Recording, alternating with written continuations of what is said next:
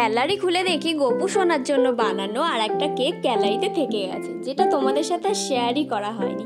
তাই ভাবলাম আজকে এই ভিডিওটা তোমাদের সাথে শেয়ার করি, কারণ অনেক দিন আগে জন্মাষ্টমী চলে গেছে, সেই জন্মাষ্টমী উপলক্ষের দিনই এই কেকটাও বানানো।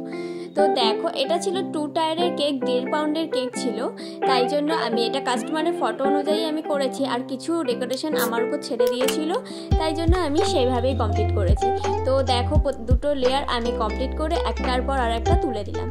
তো গপু সোনার জন্য কেক যেহেতু, তাই এটা এগলেস ছিল আর সম্পূর্ণ নিরামিষ ছিল কেকটা।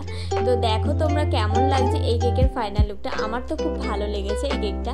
তারপর দেখো, এই মাটির খুঁড়িগুলো আমি দোকান থেকে আনিয়ে নিয়েছিলাম, তার উপর আগের দিন রাতে আমি ফেব্রিক দিয়ে কালারটা করে রেখেছিলাম।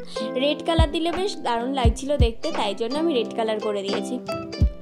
তারপর হাড়ির মধ্যে থেকে যে ননি পড়ার ব্যাপারটা, উফ কি সুন্দর না, যে মাখন পড়ছে, তো ওরকম একটু করে দিয়েছি। তারপর দেখো একটা পালক লাগিয়ে দিয়েছি আর কৃষ্ণর একটা স্টিকার লাগিয়ে দিয়েছি।